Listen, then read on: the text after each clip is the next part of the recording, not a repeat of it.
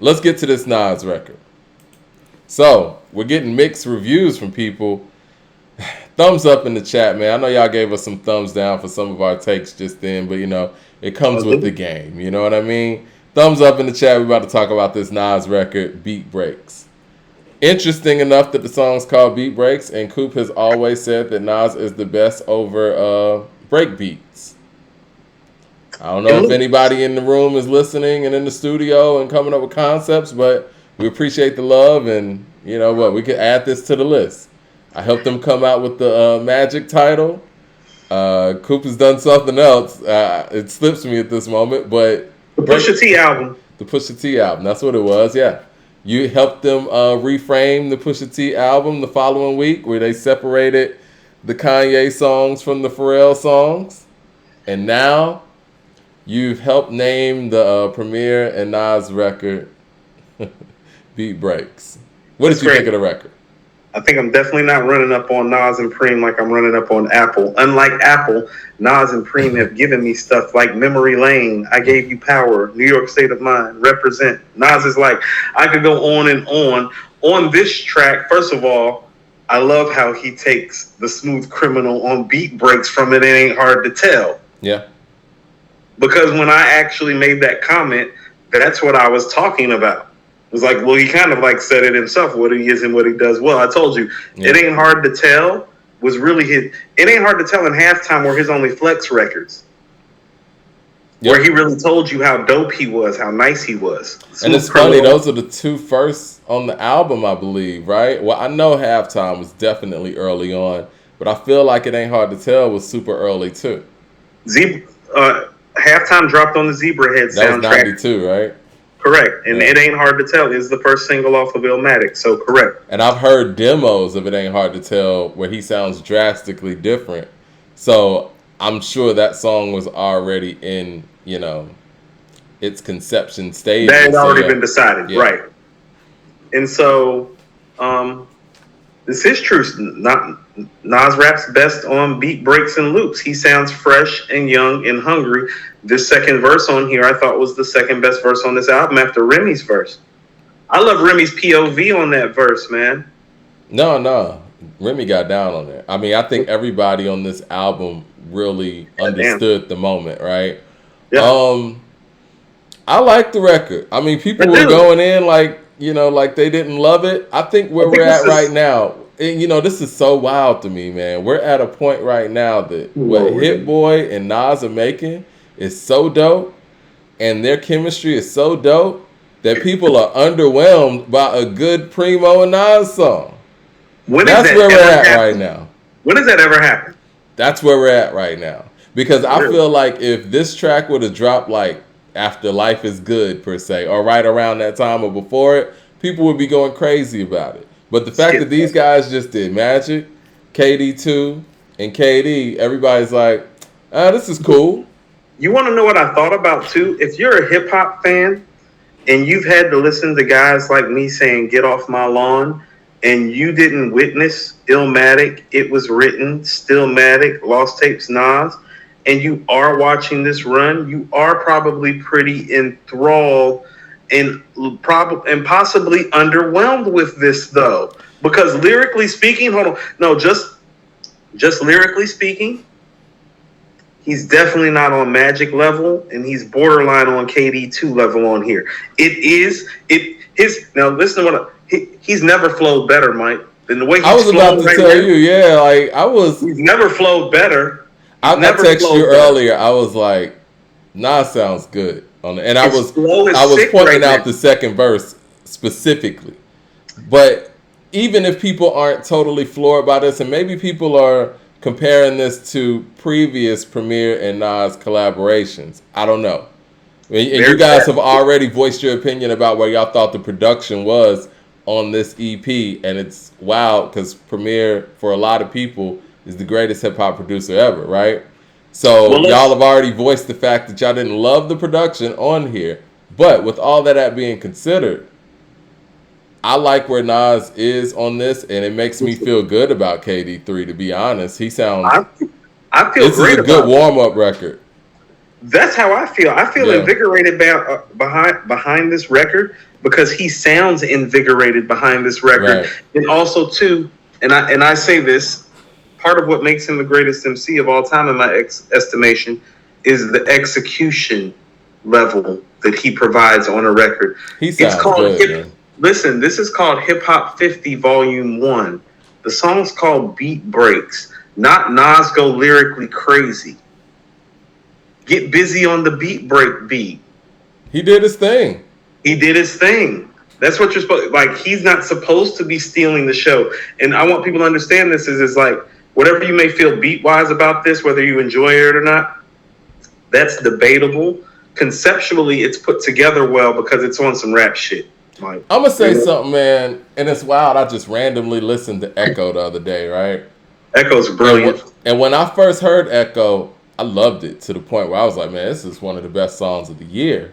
You sent me Echo. Yeah. And so after listening to it the other day, and maybe it's again, the KD2 and Magic effect. Yeah, I'm not as impressed with it as I was then. And I think that's what's going on here. Like, you want to know why? Because of Magic. Magic and KD2. Yeah. No, I don't think people understand. It's like, no, like the guy that's rapping on Magic, that is the greatest MC of all time. Like rap wise. Yeah. Like ugly. Like the way he's talking. Yeah. Distorted faces, we kill each other. Yeah. It's Mr. Ugly Man. Marlon Wayne's in Living Color. Shit is ugly. Mike Sean Williams with the super chat says, what y'all think about Wayne's verse with Slick Rick? I'm gonna get to that. We're gonna get to that. Let's get to the so what would you rate the Nas record? Because it's like I had the Joey at a 5, I had the Remy and Rap at a 4, I had the Nas at a 4.5. I was gonna say 4. I think it's fair. I mean, I think it's a dope record. I think the Remy and the Rhapsody is a 4. That's what I'm saying. It's like that's why the Nas joint's a 4.5. Like to me. Is the Remy and Rap song a 4? I mean, I think that they're around the same. I think the beat on the Nas one is better, and Nas' second verse is one of the best verses on the whole album. But I think how Remy and Rhapsody got down on that record elevates that record, but I think the production on that record is lowering it. So you still don't think it's a 4, even though Remy and Rhapsody up the ante? I think they're both a 4. Okay, you think they're both a 4 just for different reasons? Yeah. I got you.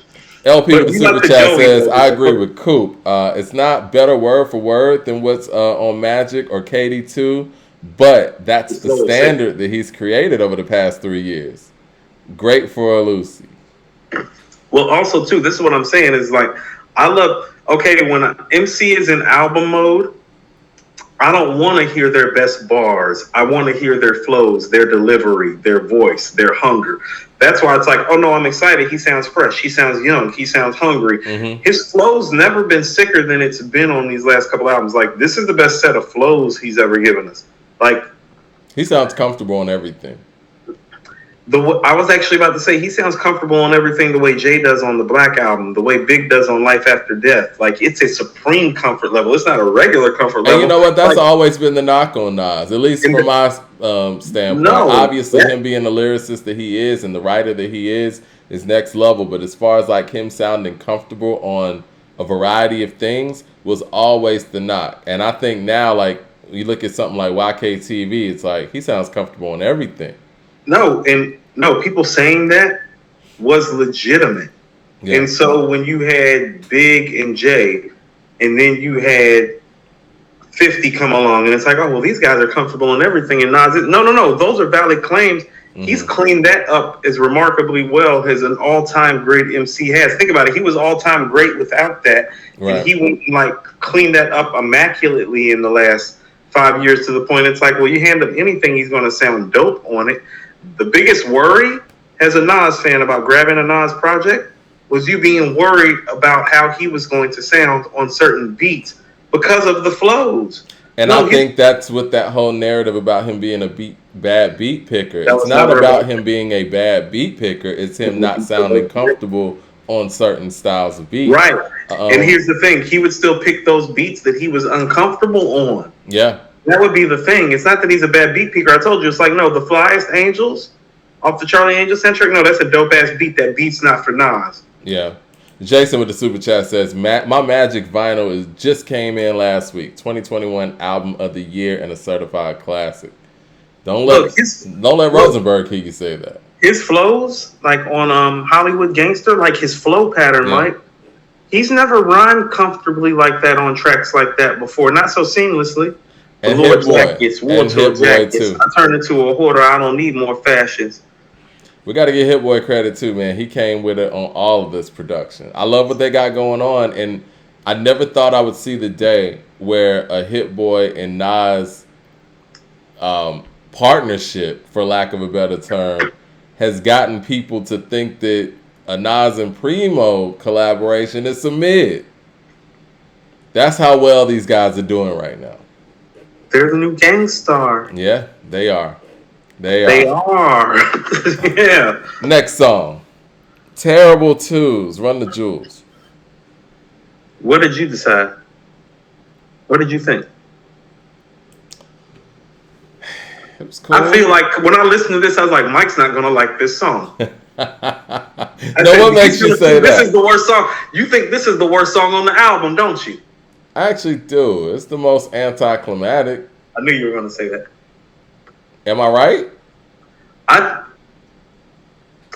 You're right. It's the weakest song on the album. But I'm going to tell you just something insightful, maybe potentially about the song. It's the weakest song on the album. They got the closest thing that you're probably going to get to that 97, 98 Preem style of sound on this track. It sounds like So What's Up with a little bit of a faster of a BPM. Remember So What's Up, the B-side to You Know My Steez that didn't make the album? Yeah.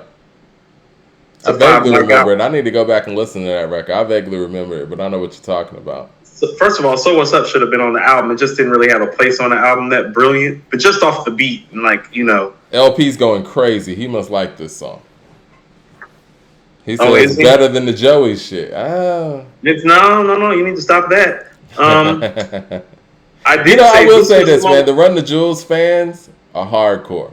They are. And, I like Killer Mike, and we're going to get to the Southern list in a minute, but I've never really been that big on the Run the Jewels collective. I did put in my notes, I said, I see everyone has decided to rap their ass off on this project. Yeah. Which is Respect the Preem. Yeah. There's not a weak verse on this album. It's not. I love it. Or EP, I should say, because it's 5 songs. There's not a weak verse on this EP. Everybody, bar work. How about this? And this is what I'm saying. So Preem might be catching some flack today because, there are no weak bars on here, Mike. So any critiques that we're actually going to give are probably going to be about what? The production, and as it should be, because it is his album, right? It's his album. And it's the producer's album, right? Yeah. And so even though I thought that he laced Joey and Nas, it's like, no, the Run the Jewels thing sounds a little 1998-ish in a good way and in a bad way. That Remy and Rap beat need to be better. And we can get to the Slick Rick and Weezy. Yeah. Jay Short with the super chat says, I'm hearing Lost Tapes 3 news in the chat. True? Very problematic. Not being put on this. I cannot confirm nor deny or have any information, but maybe somebody in the chat does have information. If you have information in the chat, please let us know what's going on. You niggas have all my social media information and nobody hit me up today and told me this at all. It's very problematic that you hit me up about a variety of things, but you don't tell me these things. So what would you rate this on? 3.5 out of 5? Okay, so I don't know how to objectively rate this song because I was just happy as hell that Slick Rick was rapping over a DJ Premier. No, I was talking about the Run the Jewels record. Oh, I didn't know how to rate it, but I was giving that a 3.5. Okay. Old Badly with the super chat says Run the Jewels 2 is a classic. All their projects are dope. Okay. Listen, again, it's one of those things too where it's like I can acknowledge that this is dope shit, but it's not like shit that I'm riding around listening to.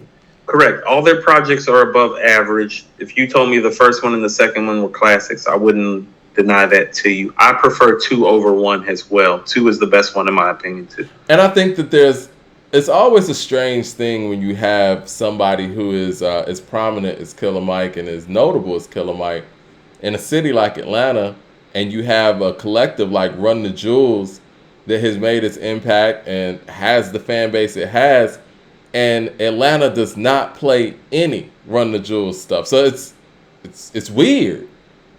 You know what I'm saying? Have you ever heard any Run the Jewels stuff in Atlanta? Ever? And I'm not just talking about radio. I'm talking about period. Run the Jewels gets no run in the A. Yeah. And so maybe I'm clouded by that. I don't know. But I could see people outside of the city. They might get more. They might be one of those groups or acts that gets more support outside of their respected hometowns than they do in their hometowns. And maybe that's what, some of the people who are saying what they're saying are, experiencing. But yeah, it's kind of tough to really measure it when it's like, man, you're right here in Atlanta, you're Killer Mike, you're that notable and that big in the city and that important to the city, and Run the Jewels gets no burn. Ed with the super chat says the album would have benefited more with the old school rap legend like the G-Rap, Rakim, LL, MC Lyte, Missy, etc.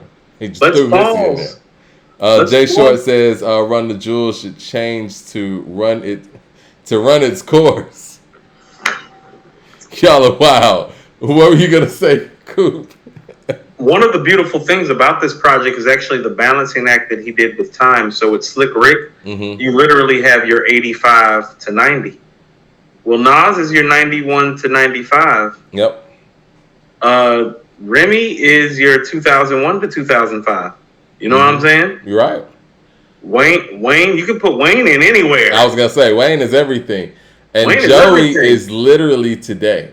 And Joey is today. And Rhapsody is right before that. Yeah. I'm about to say, and Rhapsody is right before that, and Run the Jewels is in that 2010 to 2016 gap too. Yep. So it's Hip Hop 50 Volume 1. Well, he got some 85 to 90 nigga for you. He got a 90 to 90. He got a 91 to 96 nigga for that's what I'm saying. No, Preem thought about this even with putting the songs together, because I bet you some of these songs got done at different times. It's not like he went and reached out to these people specifically. Yeah. No, he's been putting this together. So, let's talk about this last song then. Yeah. Slick Rick and Wayne, the root of it all. Well, it's Slick Rick and DJ Premier, and I'm just biased. So it's like I hadn't heard it, and I've been wanting to hear it for a long time. Right. And I know it's too late. Have we heard Wayne and Premier? Nobody's talking about that right now, Mike. We're talking about Slick Rick, my hero. No, but I'm just saying, all of these things are new, and just that whole combination of Wayne and Rick on the same record. Slick Rick and Premier, Wayne and Premier is... Can I tell you something? Go ahead. I thought this was the risk of the album. I thought this was the gamble. I thought this was a sneaky move and the surprise, and I enjoyed it. I did too. I think Wayne really got off. I like this record. Slick Rick's always been one of my favorites. I said, oh shit. I said, it's Slick Rick and Primo. I've been waiting literally my whole adult life. Before I got sophisticated enough to really go back and understand what Rakim was talking about in the 80s, growing up, Slick Rick was always my favorite rapper from the 80s. It's everybody's favorite rapper. And at this point, obviously, he's number 2 because Rakim's number 1 for me. But, yeah, Slick Rick has always been one of my favorites. And anytime that he gets on any record, any album, any collaboration, soundtrack, whatever, or compilations, word I was looking for, he changes the color to everything. Anything Slick Rick gets on, he changes the color to. My favorite Jermaine Dupri song is the Slick Rick song, Fresh. And that's damn near a Slick Rick song. So it's kind of cheating. Like, I told you, when Kanye said swagger on 100,000 trillion, he was talking about Slick Rick. He wasn't talking about himself. Slick Rick has an aura and a presence and a voice that if he's on the track, that's his song somehow. You know what I'm saying? Slick Rick is literally my favorite rapper's favorite rapper. Like, for a long time, my favorite rapper collectives were like 3000, Ghostface, Q-Tip. Slick Rick is all of those guys' favorite rapper. He's Nas's favorite rapper too. That's what I'm trying to tell you. He's my favorite rapper too. Yeah. Andre 3000 used to be my favorite rapper too. Mike Slick Rick, right? Yeah. He's that dude to all the guys that we say are that dude, but he's like that dude to me too. Yeah. Like even What'd he say on Frozen? Even this so beat I make monstrous. Like he was talking shit on the track like that. You know, he's amazing. Rick the Ruler. Yeah, he's amazing. So I enjoyed it. I was just kind of just starstruck by the record in itself. Me too. I was. That's what I mean. It's like I don't know how to be objective about it. I can give it a 10 out of 5, Mike. I can give it a 10 out of 5. You know what? I think it's another 4 out of 5. No, I think it's a 4. It's a solid record though, but I enjoyed it. Yeah. It's not trash like I think some people. But it had the makings of being probably the best record on the album. I mean, with that collective on there. It's just beautiful. Yeah. LP with the super chat says, if this was 7 songs, it would be an album of the year contender. I agree. Born King says, it's that Nas with the tooth cracked. Yeah. Yep.